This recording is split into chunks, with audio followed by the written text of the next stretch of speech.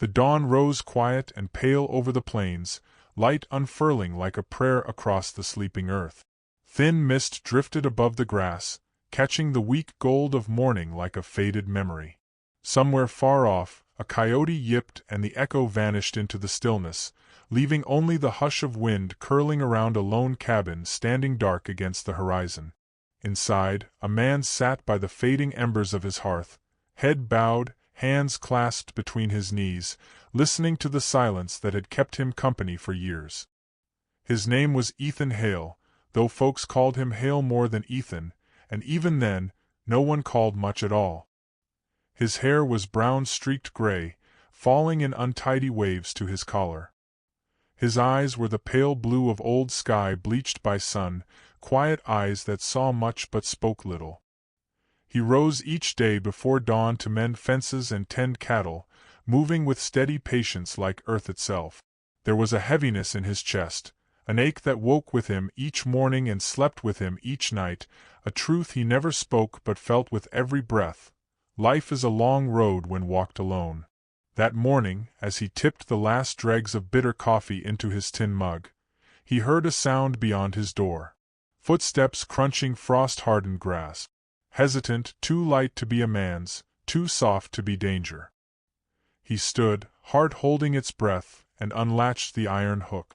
The door swung open with a dry groan. Outside stood a child, barefoot, her toes curling into the dirt for warmth, a tattered shawl slipping off thin shoulders. She could not have been more than 6, her hair tangled and dark as midnight willow branches, her cheeks hollow but flushed pink from cold. She clutched a rag doll to her chest, its stitched eyes faded, its cloth limbs limp with years of comfort given and taken. Behind her stood a woman, her mother surely, with the same darkness of hair braided loose over her shoulder, her skirt torn at the hem and smudged with dust. She held a small sack tied with rope, no heavier than a blanket, everything she owned gathered inside.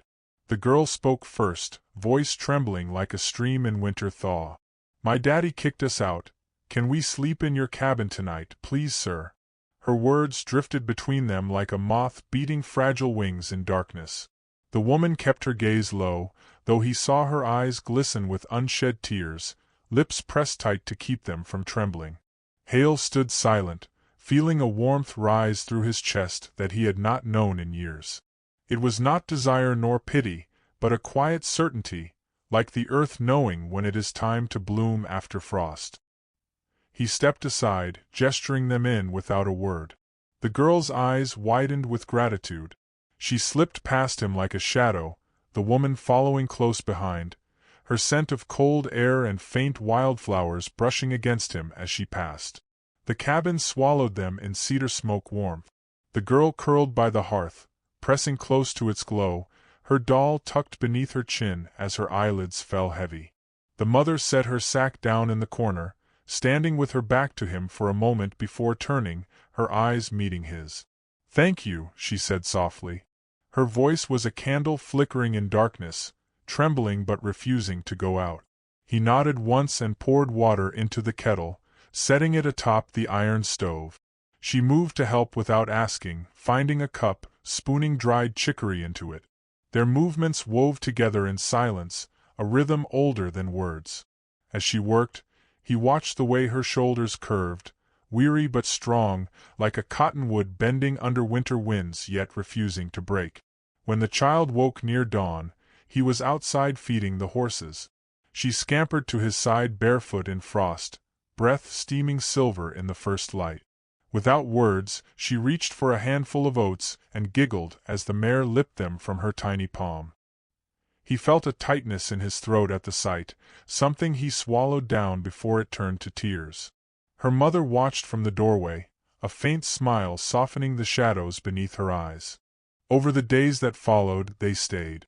There was nowhere else to go, and he did not ask them to leave. She cooked beans and cornbread over the iron stove, scrubbing the pot clean with salt and lye soap until it shone again. She mended his shirts, patching the tears near the elbows with neat, careful stitches. He offered her coins for the work, but she only shook her head, eyes lowered. Each evening, after supper was cleared and the girl tucked warm into quilts beside the hearth, they sat on opposite sides of the room. He would carve small wooden toys, a horse, a doll cradle, a whittled bird, sanding the edges smooth with a strip of cloth. She would spin cotton thread into stronger twine for mending rope. Sometimes, he would catch her watching him, quiet wonder in her gaze, as though she could not quite believe he was real. One night, as snow fell soft against the windows, muffling the world in silence, she spoke of the man who cast them out. His anger was always waiting, she said, like thunder on the horizon. When the drought came and the cattle died, he drank the money away. He blamed her for every emptiness in his life. The last time he raised his hand, the girl screamed and he shoved them both into the dust, telling them to go find charity elsewhere. Her voice never cracked as she told it, but her fingers twisted in her apron until the threads frayed. Hale listened without interrupting, the old ache in his chest tightening around his ribs. When she fell silent, he poured another cup of coffee and placed it before her, their fingers brushing with a small electric gentleness that stole her breath for a moment. The winter deepened and their lives braided together with quiet certainty. In the mornings, the girl followed him to the barn, running ahead to open the door with a triumphant grin.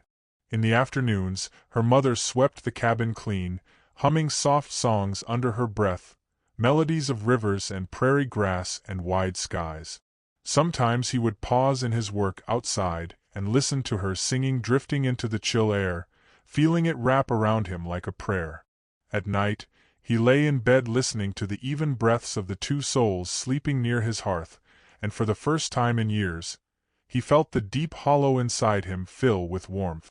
One gray dawn, he rose to find her standing on the porch, shawl wrapped tight around her, eyes staring east where the sun tried to rise behind thick clouds. Her cheeks were wet with silent tears. He stepped close and laid his hand on her shoulder, the gesture speaking what words could not. She turned toward him then, eyes red-rimmed but soft, and in that moment he saw her not as broken or pitiful, but as someone braver than anyone he had ever known. The girl woke with fever one icy evening, her small body shivering despite quilts piled high. Her mother wept quietly as Hale brewed willow bark tea, pressing the steaming cup to trembling lips. He wiped her brow with cloth dipped in cold water from the snowmelt barrel. All night he sat by the hearth feeding kindling to keep the room warm, listening to her labored breaths, praying silent prayers to a God he had not spoken to in decades. When morning came, her fever broke like a dam, and her eyes opened to him with a sleepy smile. He felt tears wet his lashes and did not hide them. Spring came at last, slow and reluctant, with shy flowers blooming among winter-killed grass. The cattle calved strong that year, the sky rained just enough to keep the earth drinking deep. One afternoon, as thunder rolled beyond the cottonwoods and lightning flickered silver across dark clouds, he found her sitting on the porch steps, skirts damp with misty rain, her hair unbound and curling around her shoulders. She did not turn when he approached but spoke into the wind. "Why are you so kind?" Her words were not a question but a confession of fear and wonder. He knelt before her, feeling the damp seep into his trousers, and took her hands gently into his own. "Because I've been waiting for you to come home all my life," he whispered. The words left his lips with the weight of a vow, a truth laid bare to earth and sky. That evening, as the rain fell and the plains turned silver under dusk, he asked her to stay forever. Not as a debt repaid or a charity given, but as a woman he could honor, cherish, and stand beside. Tears filled her eyes, quiet and endless, before she nodded with a soft broken laugh that healed something inside him. They married under the cottonwoods in the first bloom of May.